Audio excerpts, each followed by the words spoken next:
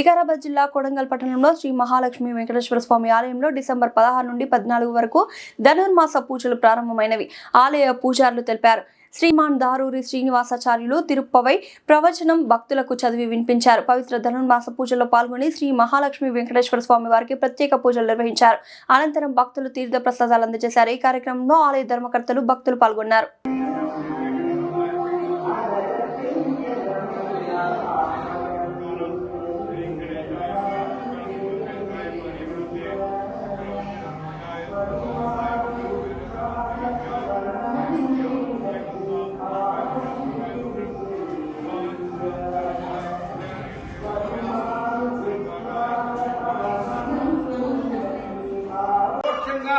तानु ईशानां जगदोस्य वेंकटपतेः विष्णु परां प्रेयसीं तद् वक्षस्थल नित्यवास रसिकां అని మనం వెంకటేశ్వర స్తుతిలో వింటాం.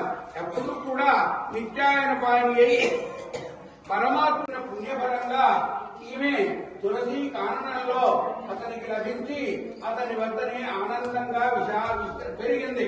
అలా పెరిగినటువంటి ఈమె నిరంతరము దైవ ధ్యానం చేస్తూ ప్రపంచ శాంతిని అపేక్షిస్తూ ఆ సాక్షాత్తు శ్రీమన్నారాయణుణ్ణి భగవంతుణ్ణి ప్రార్థించి అందరికీ సుఖతంతో అక్కడ బృందావనంలో గోకులంలో ఉన్నటువంటి వాళ్లకు ద్వారక నివాసులందరికీ కూడా ఉత్తమమైన సద్గతులను కలిగించాడు.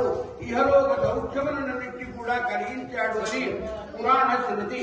అలాంటి మహత్ భాగ్యాన్ని పాపభూయిష్టమైన ఈ కలియుగంలో అందరికీ నాటకాలే నిరాడే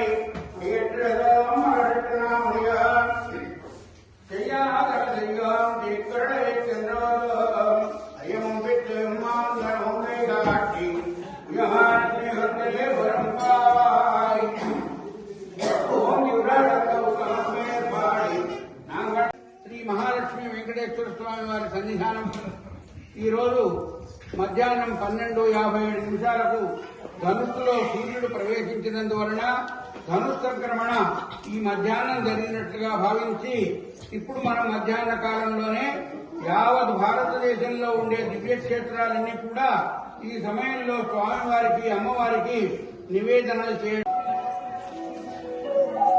మీరు అక్కడ ఉండి ముగ్గురు అక్కడ ముందుకోండి.